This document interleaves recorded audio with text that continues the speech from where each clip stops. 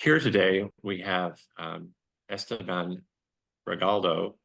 He is coming to us from a company called Telix to discuss advancements in medical imaging and the products that they offer.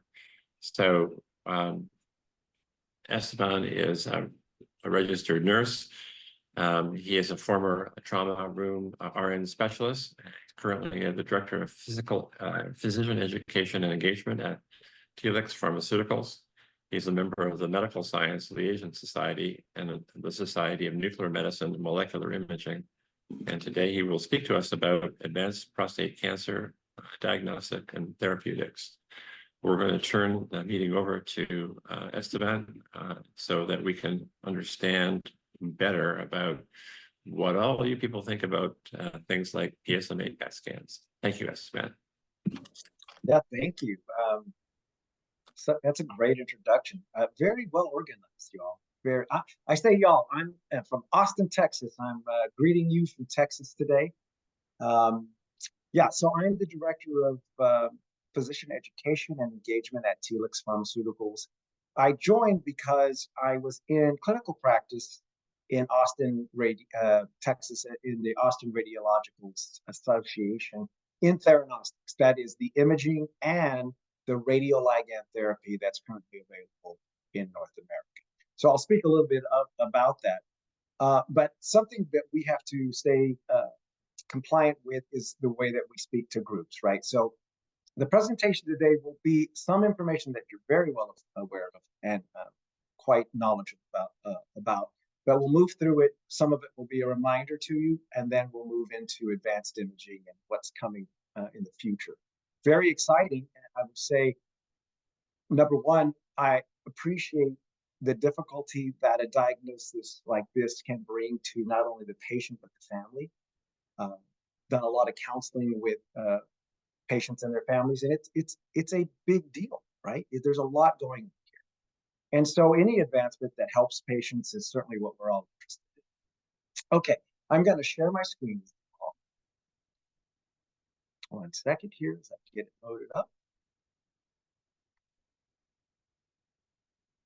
Okay, so we'll talk about advanced prostate cancer. And one thing about your group, it's very evident that you all know a lot about this and probably have looked at resources and have a very good fundamental knowledge of what's going on. And certainly as you look at your own care, the impetus there is to seek more knowledge, right? And that's what we hope to do at Telix, as well as we're constantly learning new things. This is kind of the overview of what we'll kind of go through. Not as much time on the incidence, the A&P, that is the anatomy, physiology, the symptoms. But one thing that's unique about this presentation that you could think about in your own mind is this is very USA-centric because that's where we do primarily most of our work. We are branching into Canada with the assistance of Wilfred Lee in Canada and into Latin America. But really a lot of the associations, the American Urological Association, the Society for Nuclear Medicine and Molecular Imaging, the American Oncological Societies, very much societies that we work on that may be based in the US. And therefore, we do a lot of clinical studies in the US. So you kind of get my meaning. Some of this may be slightly different in Canada, but I would imagine that most of it's pretty similar. And then we can always address resources that are available through PCF Canada as well. We do work with PCF Canada internationally. I was at PCF, maybe some of y'all were at Carlsbad, California, back in September. I think it was a beautiful conference with people from all over the world sharing their information. I'm very impressed with PCF. Very organized, very nice folks. Okay, so this is an interesting slide, and it is particular to the USA from the National Institute of Health. But what's interesting to me, because I was also involved in my past life in breast cancer, is that really prostate cancer remains very similar to prostate cancer in women in the incidence, that the way that we're screening for it, the way that we're seeing it, and the rise in cases seems to be about, well, let's just say very similar. And some of you may know the societies that help breast cancer, like SUSE, Susan G. Komen and such, right? There's been a great awareness of breast cancer. Now we're kind of coming up mimicking what breast cancer awareness and societies have done with prostate cancer, and we're getting much better. But I have to give a lot of credit to screening for breast cancer, genetic testing for breast cancer, which kind of led to us now being able to really look at prostate cancer with similar modalities, similar, really new sciences, right? So those incidences are pretty similar. You know the anatomy and physiology, but we always highlight the slide on the left. This is what we call a sagittal view of the anatomy. It's from the side. The prostate cancer obviously is just below the bladder, and the genital urinary system is very much a close an anatomical multiple structures, but they can affect each other. As slide on the picture, I should say, on the right is just an anterior view of the prostate, the seven vesicles and the ejaculatory duct. You get the point. Okay, so we know where it is. We know that its primary function is to produce the fluid that nourishes and transports sperm through reproductive processes, right? Okay. The prostate cancer symptoms that you're aware of, different organizations highlight different ones, but they're very similar to each other in that you know these: difficulty urinating, interrupted flow, urinating often, pain and burning, hematuria, known as really blood in the urine or semen, pain that could be in the back of the hips or the pelvis, painful ejaculation. Find that most of the symptoms diagrams are very similar, and we know these pretty well. So what happens when you see those symptoms? You all know this, but when we speak to groups that are new to prostate cancer, especially in the United States, where a person is seeing their primary care physician or their advanced practice nurse or a physician's assistant, because of those symptoms, they're going in and they're addressing those symptoms, right? At that point, we're looking to do a blood test or a urine test. We're looking at PSA in the blood, which is prostate-specific antigen, which tends to rise if there is prostate cancer, but not only in prostate cancer. Other issues can happen that make the PSA rise. Therefore, it alone is not a true indicator of cancer, but it is a marker.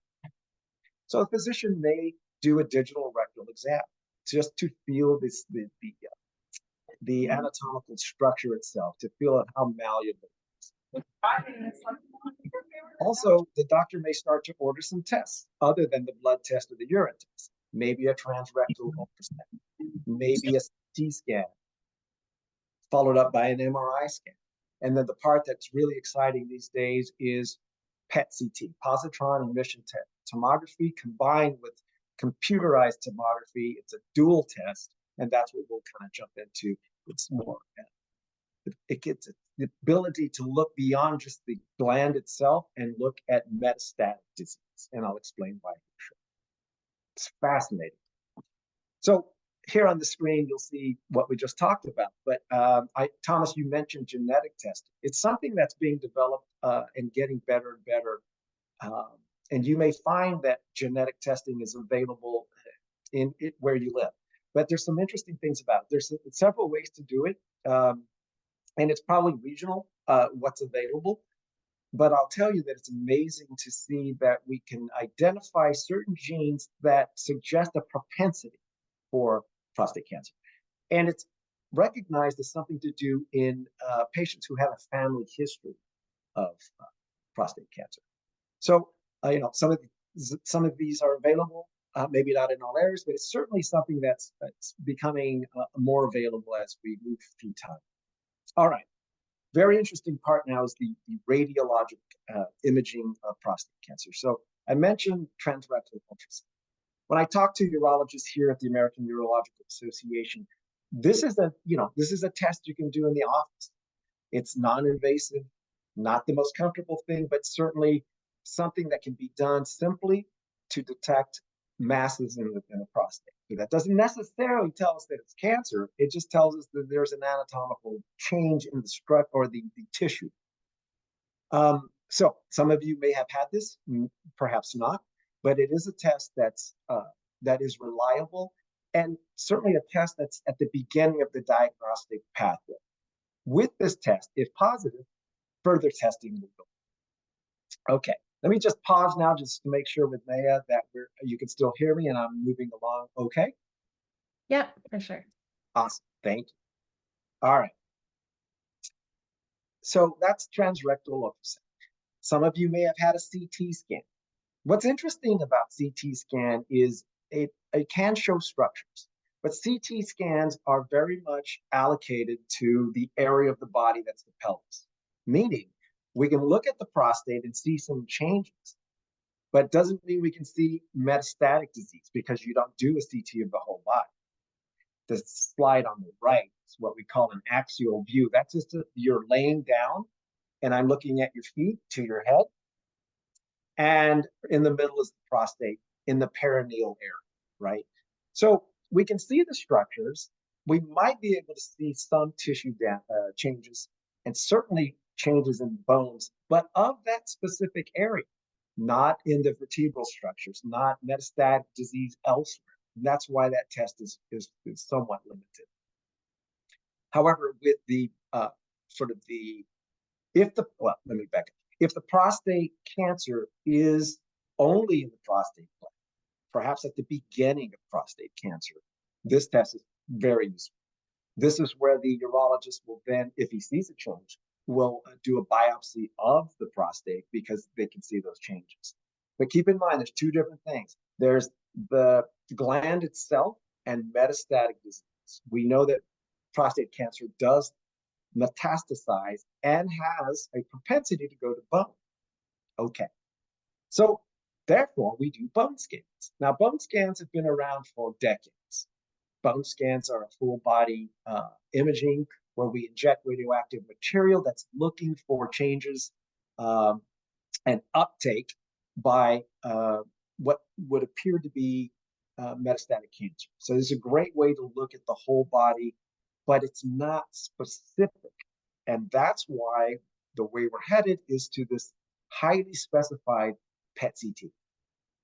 Okay, so let's look next at MRI. So MRI is not radiation. It's a magnet. It's a magnet that uses radio frequencies and can detect very well the gland itself. It can detect lots of subtle changes within the prostate. So on the right-hand side, we call this, by the way, multi-parametric MRI. What all that means is that the scan is going to divide up the prostate into sections to look for changes, and then the radiologist will call out that section and say, I see something in this particular area, and they give it a score. Then they add up the scores if they see multiple changes in the gland itself. But remember, that's only good for the gland itself. So if there is changes, like we see changes in the prostate gland with either CT, ultrasound, or MRI, we're only still looking at that very precise area. So if there's a thought that maybe there's metastatic disease, this opens up the door to PET-CT. Okay. So this is actually a great way to look at the way that they're dividing up the gland. And by the way, what radiologists do, what we'll do is we'll window this exam. So we're looking at different parts from different points of view. So image on the left is sagittal, meaning we're looking at you from the side. Image in the middle is more of a axial view. We're looking at you laying down, and then we can manipulate these images to sort of get more of a better view of the gland itself from multiple views. That's very helpful, right? It also helps us to measure the lesions if we see them, which is very important because we don't see small lesions, very small lesions with MRI and CT. It's very hard to detect. So if there's a tumor, if it's sizable, you'll be able to see it on MRI. But if it's very, very small or multiple very, very small, we wouldn't even see it. That's why we need PET-CT. Okay, so what is this PET-CT?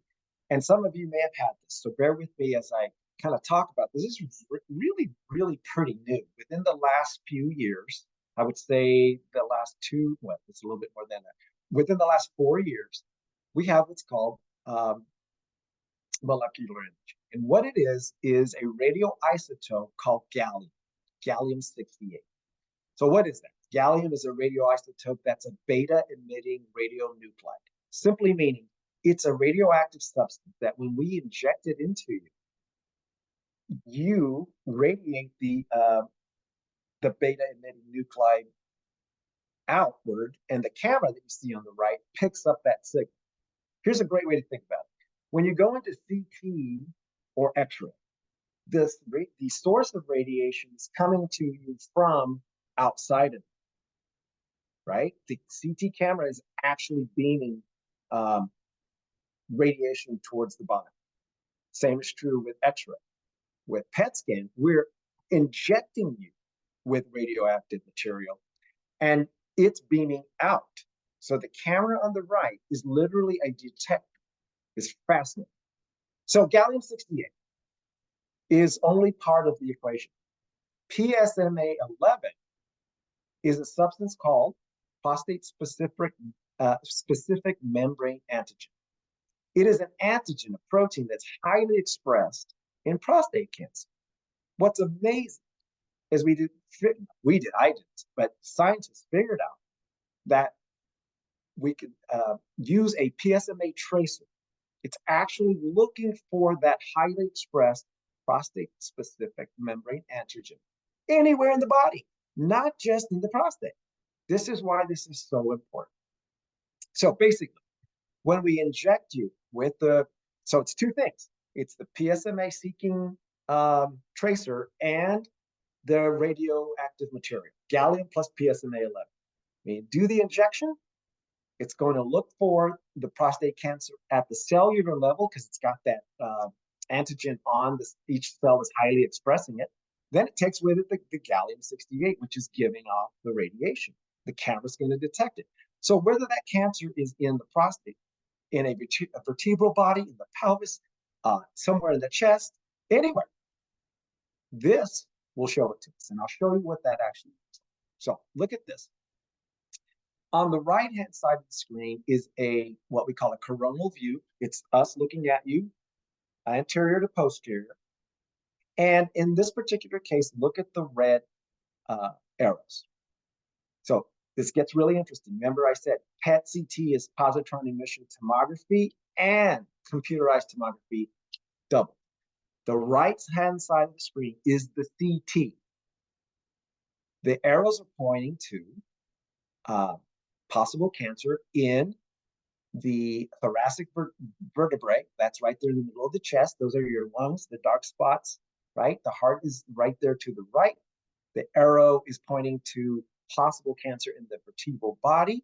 The lower arrow is pointing to the pelvic bone, and we see what looks like uptake. Okay, now here's the interesting. So remember I said CT can look at the bones very well. So you do see something, but is it cancer? The image right next to it is the PET. This is the positron emission tomography. It's a correlate. We fuse these images so that we can confirm, is what we're seeing on CT cancer? And on the right, yes, it is. Because remember, the PSMA-11 was drawn to those two sites. Now it took with it the gallium-68, which is giving off its beta radiation. Camera's picking it up. Now we can say definitively that's metastatic cancer. Okay. On the right hand, we got 4 images. And it's I'll draw your attention to the picture D. So these are multiple fused images. This is what's amazing about PET-CT is we're fusing them. We can look at them separately. We can look at them together. The D picture is the PET and the CT fused with color enhancement so we can look at it more definitively. So let's just look at D.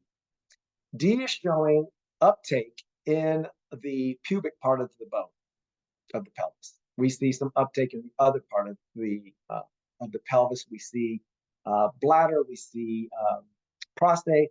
And here's the thing about it. By the way, the radioisotope PSMA-11, gallium-68, is excreted in the urine. So we are always going to see uptake in the bladder. That's not a problem. Your nuclear medicine doctors know about the biodistribution. So we have, and by the way, there are thousands of images that happen, or that we take, I should say, or the camera takes for the full PET CT scan. If these were live images, I would be able to scroll through it.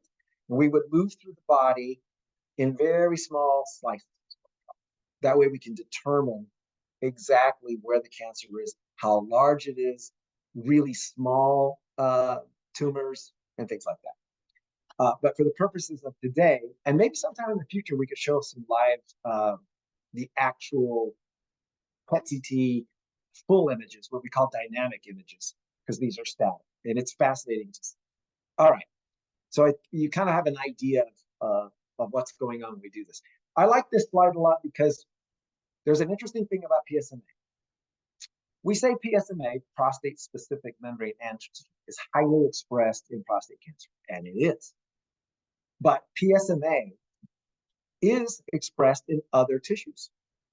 The difference is, because it's so highly expressed in prostate cancer, the uptake, when we see those glowing spots, is so dominant that we know that's cancer, as opposed to moderate uptake elsewhere. And it's a way that we look at the images and determine, kind of like the brilliance of it might be the way to think about it. We call it avid uptake. It's so avid. The tumor is taken up and is giving off so much radiation from the gallium that it's very determined. That's the best way. Okay, so let's go on to this. So Telix has a product called Illuccix. This is the product available that is the gallium-68 PSMA-11. Now, Wilfred and I work for Telix, so we're, for compliance reasons and such, we need to show you what this particular medicine is indicated for to stay in compliance with the FDA, right? I know we have other programs or other governing bodies in Canada, but what I'm going to tell you is what the indications are here in the United States, with one caveat that that's different for Canada. Okay. So remember, we talked about, you may have had a transrectal ultrasound. You may have had a CT. You may have had an MRI. And then or you may have had a biopsy. And now we're thinking, okay, what if there's metastatic disease? That's what this is. That's what Illuccix does, gallium-68 PSMA-11. Where is it indicated? So by this time, you've already had imaging. There's a reason to do this test. And because of those reasons, you've now got a history, right? That we are suspecting more is going on.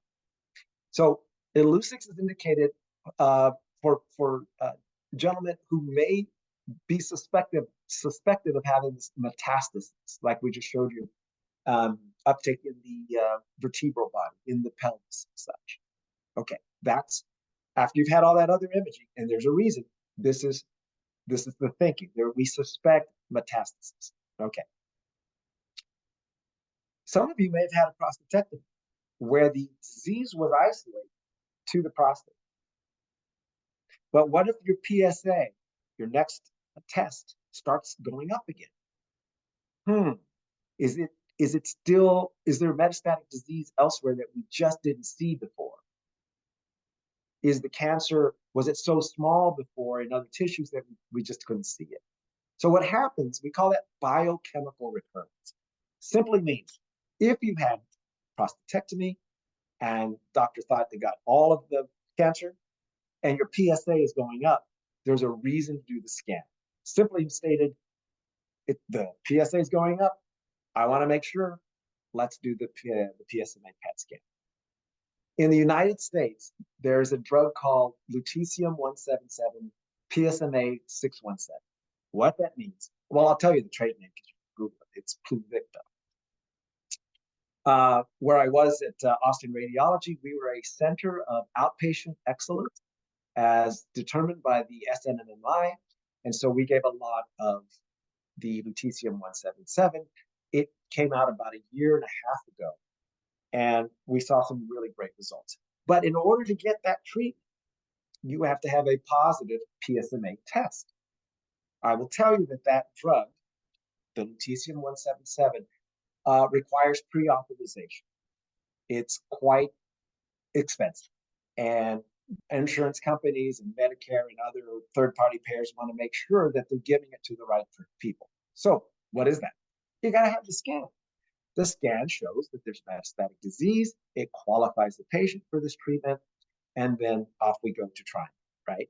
So in Canada, Wilfred reminded that in Canada, the indication is for the first two, suspected metastatic disease, and after you've had a prostatectomy and your PSA is going up by a chemical recurrence, that's the indication.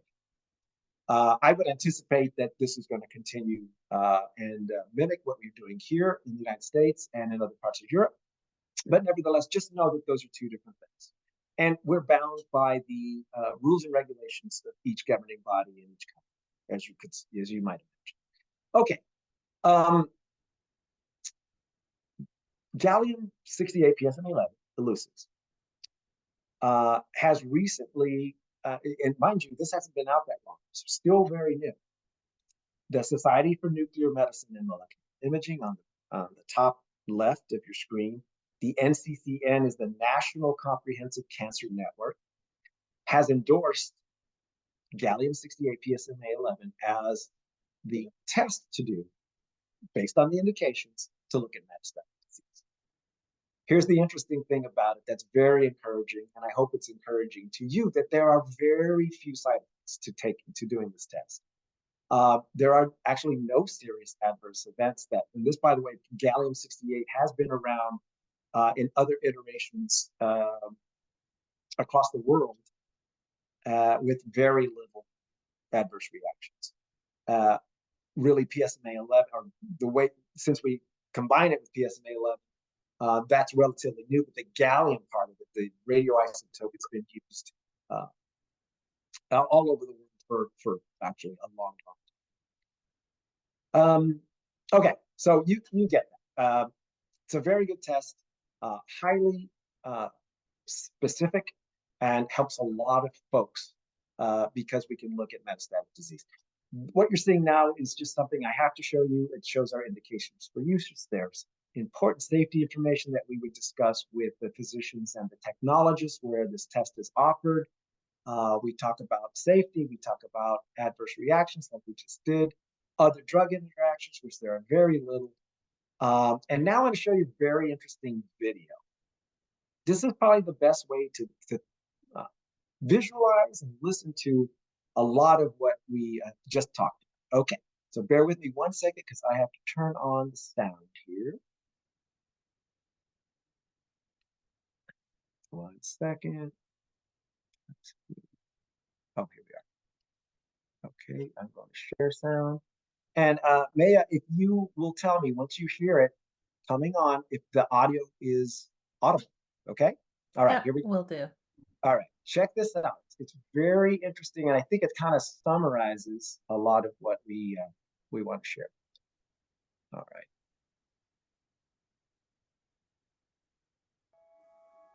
Yep, audible. Great.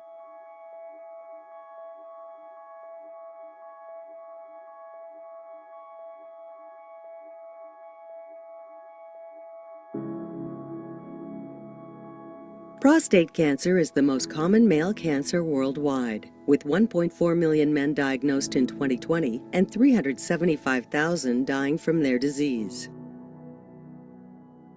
Imaging scans are used in detecting and characterizing disease to guide patient management and enhance treatment. Prostate-specific membrane antigen, PSMA, is a cell surface transmembrane protein that is overexpressed on the surface of prostate cancer cells, with expression further increasing on metastatic prostate cancer cells. As it is low or absent on healthy cells, PSMA is an ideal target for accurate prostate cancer imaging and has been a major development in prostate cancer diagnostics and therapeutics. A PSMA targeting agent named PSMA-11 is labeled with the tracer gallium-68. creating a molecularly targeted radiation product. This is prepared using the Illuccix kit. Gallium-68 gazettatide, also known as PSMA-11, is then intravenously administered into the patient's arm. Upon encountering PSMA-expressing cancer cells in the body, PSMA-11 targeting agent binds to its target with high affinity, while gallium-68 is a positron-emitting radionuclide that is detected by a PET scanner, revealing the distribution of cancer cells in the body. PET imaging with gallium-68 PSMA-11 has been proven highly specific and sensitive in clinical trials. Illuccix is indicated for men with prostate cancer with suspected metastasis who are candidates for initial definitive therapy and for patients with suspected recurrence based on elevated serum PSA level. Illuccix harnesses the power of PSMA PET imaging to help make a difference in the lives of patients. Telix Pharmaceuticals. See it, treat it.